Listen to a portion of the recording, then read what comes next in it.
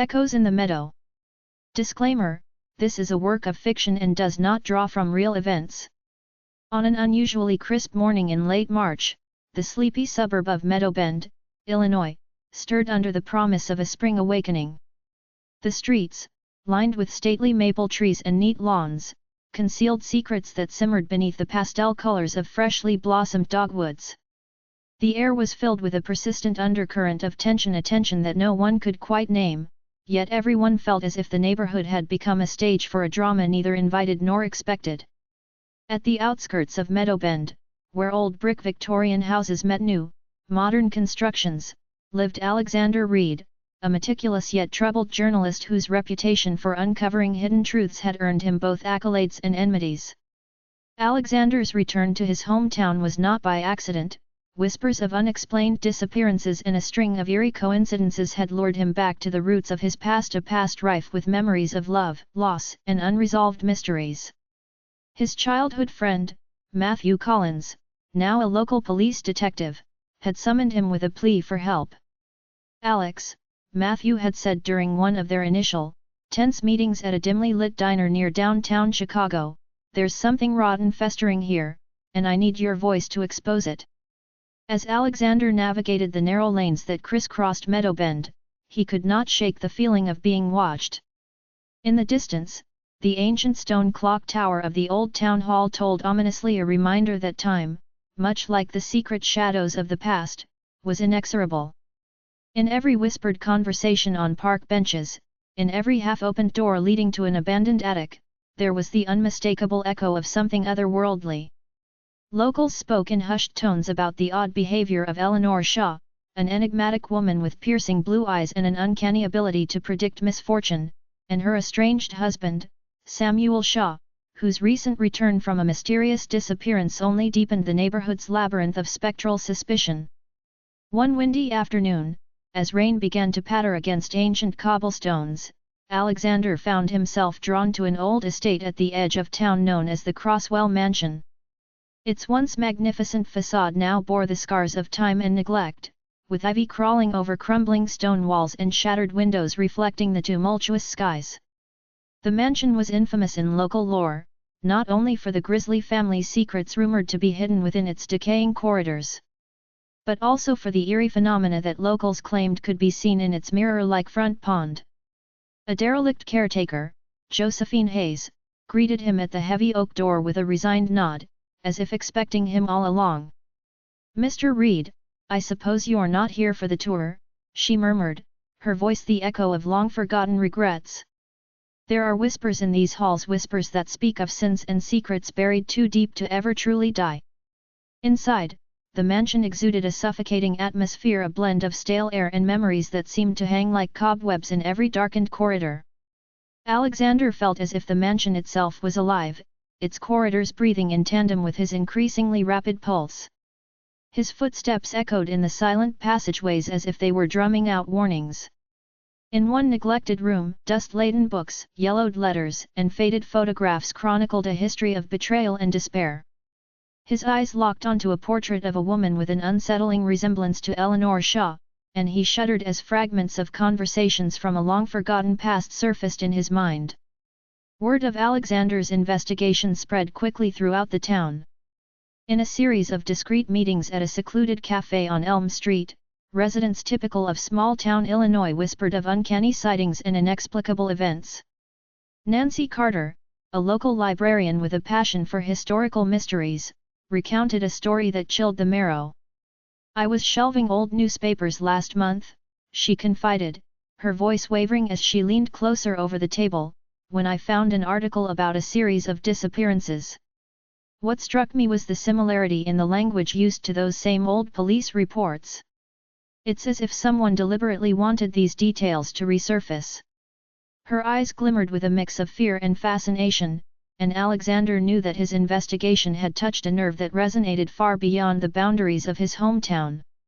As spring tightened its grip on Meadow, the days grew longer and the nights more ambiguous. The dawn brought with it the scent of damp earth and wild flowers, a deceptive veil of pastoral calm that masked the sinister undercurrents at work. Alexander's probing led him to an abandoned community center on Fifth Avenue, now repurposed as a temporary shelter for those who felt estranged within their own homes. Here, voices joined in a desperate symphony of confessions. Among them was the soft-spoken Amelia Wright, a nurse by profession, who recounted a harrowing tale of a neighbor who had vanished after hinting at being stalked by an invisible presence. "There was a time when I believed in rational explanations," Amelia said, her tone earnest and trembling under the weight of memory, "but now I wonder if we're all caught in a net woven by something profoundly malevolent, something that feeds on our deepest fears."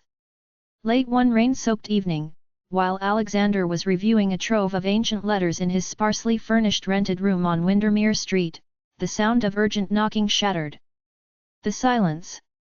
On opening the door, he found Elizabeth Norton, an elegant divorce lawyer with a keen sense for details and a past entwined with the clandestine happenings in Meadow Bend.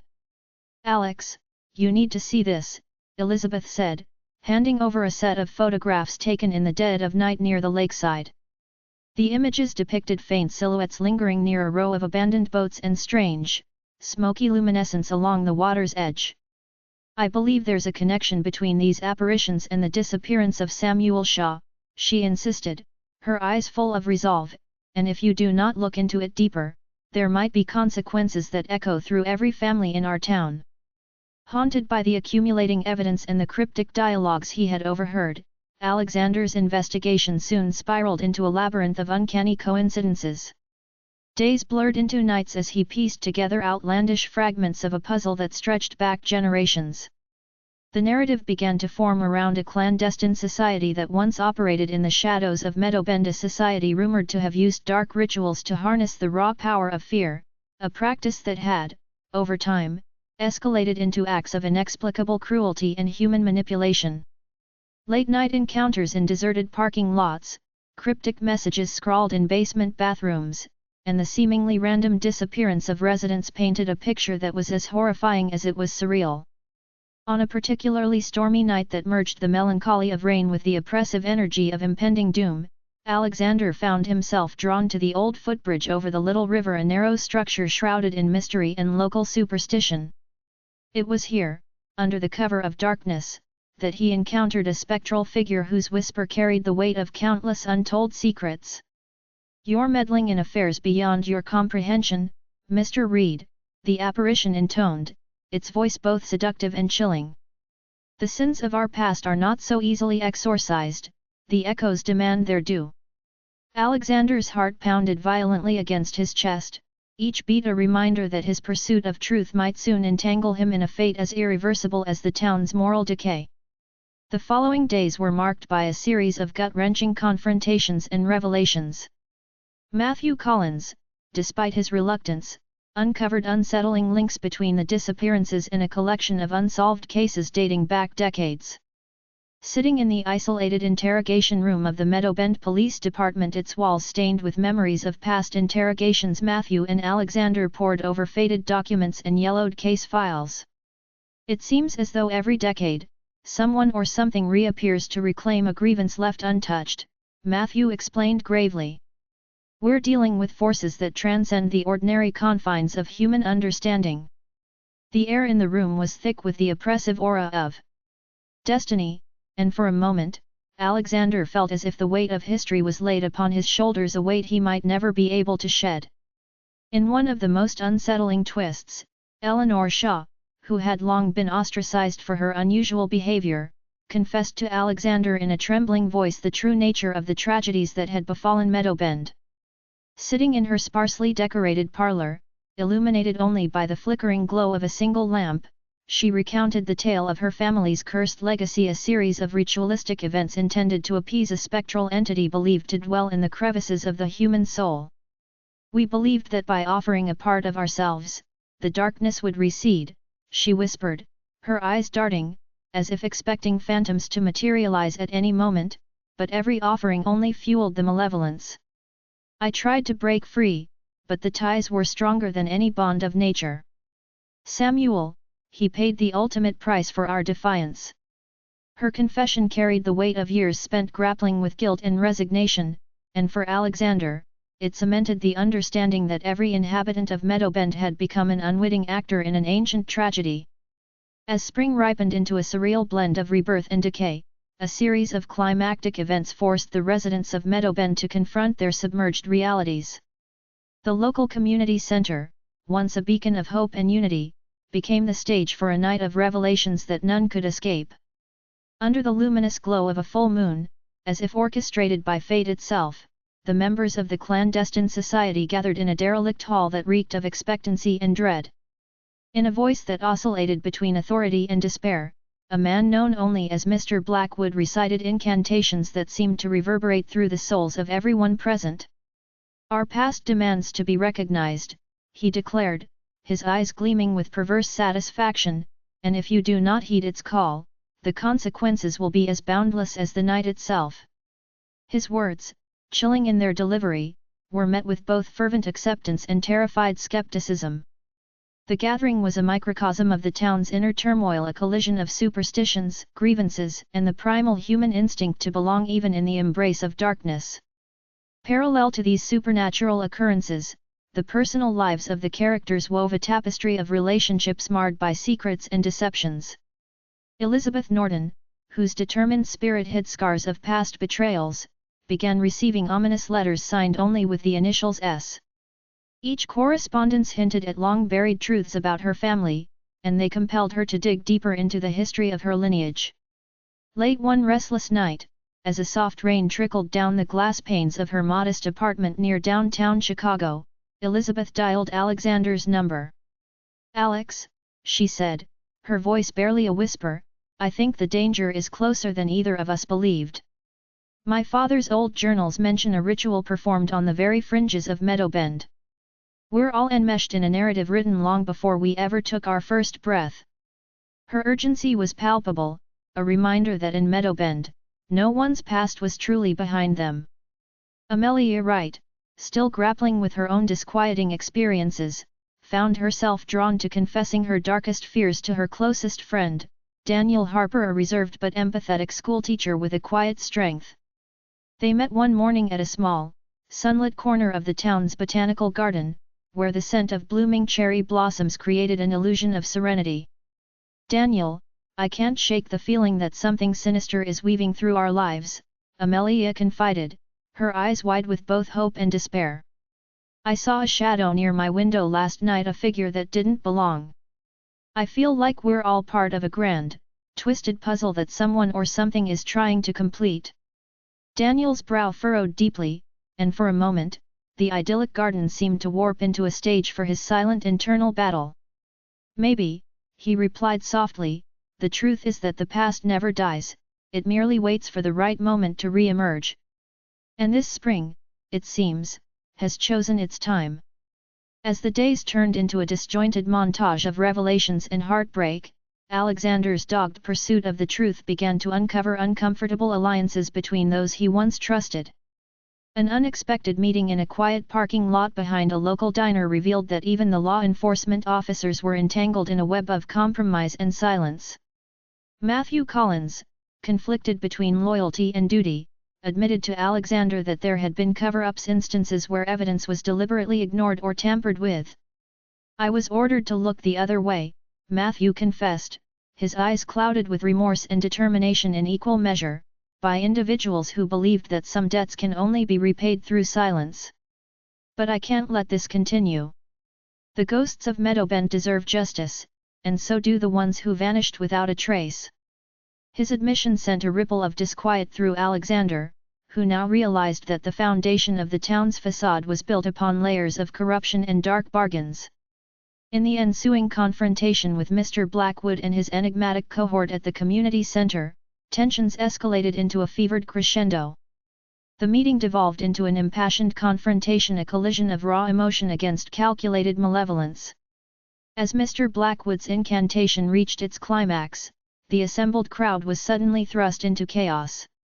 A series of power outages plunged the building into darkness, leaving only the sound of panicked footsteps and the unnerving echo of a man's voice, resounding as though from another realm.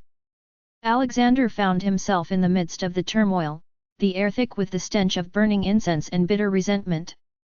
In the ensuing confusion, a desperate cry rang out, "Samuel Shaw! It was a voice fraught with both anguish and revelation, and it sent Alexander's heart racing. In that moment, the past and present collided with a force too potent to ignore. The spectral warnings, the cryptic dialogues, and the hidden histories of Meadowbend converged into a singular point of unyielding terror and determination. Amidst the pandemonium, Eleanor Shaw reappeared, eyes ablaze with sorrow and righteous fury. "You have provoked a reckoning," she shouted, her voice slicing through the cacophony. "All of us have been tormented by this curse for generations, and tonight, the cycle must be broken. But the price may be too high for any of us to bear." Her words, both a challenge and a lament, resonated deeply with every soul present. Alexander, still reeling from the recent uncovering of family secrets and the existential threat looming overhead, felt the weight of a choice he had been unprepared to make, whether to sacrifice the remnants of his past for the hope of a redeemed future or to cling to the familiar comfort of a lie that had defined Meadowbend for far too long. The ensuing hours dragged on like an interminable vigil under the insufficient glow of emergency lights. In the flickering shadows of a storm-racked night, alliances were shattered and new bonds formed in the fires of shared dread. Elizabeth Norton, with trembling hands, joined forces with Amelia Wright and Daniel Harper to safeguard crucial evidence that could expose the sinister rituals and the cover-ups that had long plagued their town. Meanwhile, Matthew Collins struggled with his own internal demons, torn between the duty he had sworn to uphold and the moral imperative to uncover the truth. Together, these unlikely comrades embarked on a perilous journey, a desperate quest to trace the origins of the ghostly manifestations and to confront the hidden architects of Meadowbend's perennial nightmare. Under the ethereal light of a nascent spring dawn, when the first hints of daylight began to infiltrate the horizon, Alexander reconvened with his newfound allies at the ivy-clad ruins of the old train station. The station, long abandoned but still echoing with the memories of departing and arriving souls, served as the final battleground where the sins of yesterday were to be reckoned with. There, amidst the crumbling foundations and overgrown tracks, the group discovered an ancient ledger, a record of clandestine meetings, forbidden rituals, and the names of those who had vowed to silence the truths of the past. As Alexander delicately turned the brittle pages, his mind reeled with the enormity of what lay before him. Every name, every date, and every cryptic notation was a piece of a puzzle that spanned generations, a puzzle that now placed the entire town at risk of being devoured by its own buried sins. In a voice heavy with both resignation and fierce determination, Alexander declared, "The truth has a way of rising from the depths of our collective memory, no matter how hard we try to bury it. We are all bound by the cycles of our past, but we also have the power to end them. Today, we stand at the crossroads of fate, and the choice we make will determine the future of Meadowbend." His words, resonant with the urgency of the moment, galvanized the assembled group.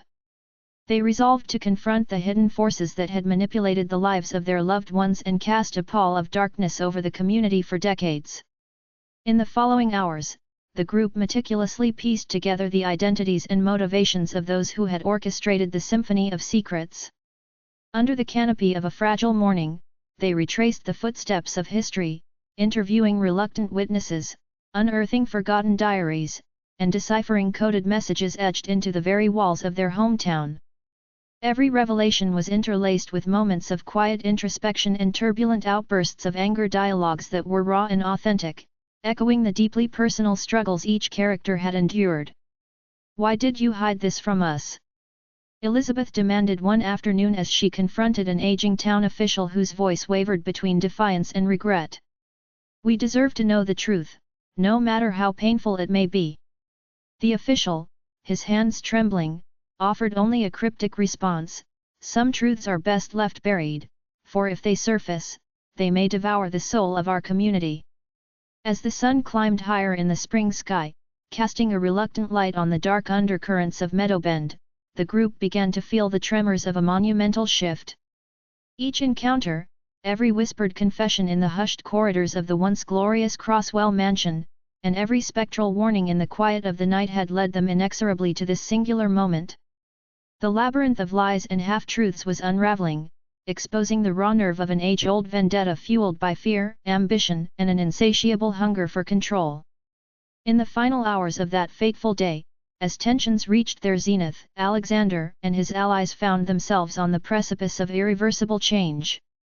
The final confrontation was as much an internal battle as it was an external struggle. Shadows clashed with the light in a visceral duel that transcended the physical realm, a duel that would leave scars on the hearts and minds of everyone present.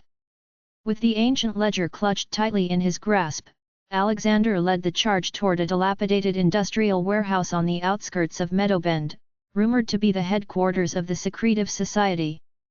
The warehouse, an imposing structure of rusted metal and shattered windows, loomed ominously amidst the awakening landscape of spring, its very presence a testament to decades of suppressed malevolence. Inside, the atmosphere was stiflingly oppressive, punctuated only by the occasional sound of dripping water and the echo of hurried steps. In the dim light provided by a solitary, swinging bulb, Alexander confronted Mr. Blackwood one final time. "Your reign of shadows ends tonight," Alexander declared, his voice steady despite the tremors of fear beneath it. Mr. Blackwood, dressed in a tailored suit that belied the grim nature of his deeds, merely smiled a smile that conveyed both cruelty and desperation. "Do you truly believe you have the strength to break the cycle, Alexander?" he retorted, his tone mocking. "The past has a way of clawing its way back, no matter how desperately one tries to escape it." The ensuing struggle was a blur of raw emotion and desperate, clawing determination. In the chaos of shouts, scuffling footsteps, and the palpable scent of fear, the forces that had long haunted Meadowbend were finally brought into the light. The clash was not just physical but symbolic, a battle between the immutable chains of history and the fragile hope for redemption. In the midst of the melee, a stray beam of sunlight pierced through a crack in the decaying roof, casting an ethereal glow upon the ledger.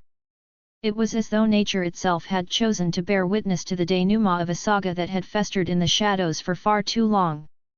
In the aftermath, as the dust of confrontation settled amidst bitter rain and reluctant dawn, Meadowbend began a slow process of reckoning. The revelations unearthed that night sent shockwaves through the community, forcing everyone, from the stoic police force to the quiet librarian and the once isolated Eleanor Shaw, to confront the darker facets of their collective memory. While some chose to retreat into silence, others embraced the newfound clarity that came with acknowledging painful truths. Alexander, his soul scarred by the harrowing events yet ignited by a tenacious spark of hope, dedicated himself to ensuring that the legacy of this night would serve as a turning point rather than a descent into further darkness. In the weeks that followed, the residents of Meadowbend slowly began to piece together the fragments of their shattered past. The relentless pursuit of truth had unearthed not only the machinations of a clandestine society but also the resilience inherent within every human heart. Secret meetings turned into public acknowledgements, and the haunting specters of old grudges were challenged by the promise of renewal. Amid the budding blossoms of spring and the tentative laughter of children returning to sunlit parks, there was a shared understanding that the path to redemption was paved with pain yet illuminated by hope. Alexander continued to document the unraveling of these long-held secrets, his articles stirring the conscience of a community determined not to let history repeat its darkness. In quiet moments, he would stand by the shores of the little river, watching the gentle flow of water that seemed to wash away fragments of sorrow, even as memories of unspeakable events clung stubbornly to his mind. In those reflective hours, conversations with Matthew, Elizabeth, and even a repentant Mr. Blackwood painted a future where healing might be possible, albeit at the cost of confronting every buried regret. The spirit of spring, with its simultaneous hints of vulnerability and promise, became a metaphor for the fragile rebirth of Meadowbend. Every face, every whispered apology, and each open confession was a step toward dismantling the cycles of fear that had once defined the community. As the days lengthened and the sun began to warm the chilled earth, the town slowly emerged from the shadows, a testament to the enduring power of truth, no matter how fiercely it had been suppressed. In the hushed hours of one serene evening, when the golden light of dusk merged with the soft hues of twilight, Alexander Reed sat before his weathered typewriter in a modest, cluttered study. The echoes of recent events still reverberated in his mind, each detail a reminder of the relentless quest to expose the unvarnished truth. With trembling hands yet an unwavering resolve, he began to type the final lines of what would be the story of not only a town, but the soul of every individual willing to stand against the forces that threatened to consume them. There was an undeniable poetry in the collision of sorrow and hope, in the marriage of past transgressions and future possibilities. And in that poetic confluence, Meadowben's battered spirit began to heal. As night descended gently over the suburban streets of Illinois, the whispers of the past finally seemed to subside. The darkened corners that once concealed unspeakable secrets now glowed faintly under the forgiving light of truth and reconciliation.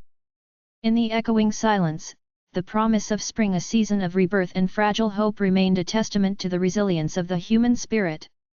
Even as shadows might one day rise again in a town like Meadowbend, the memory of these turbulent days would serve as a reminder that courage and unity have the power to dispel even the deepest darkness. If you enjoyed the story, subscribe to my channel, like the video, and check the description for details on how to support my work.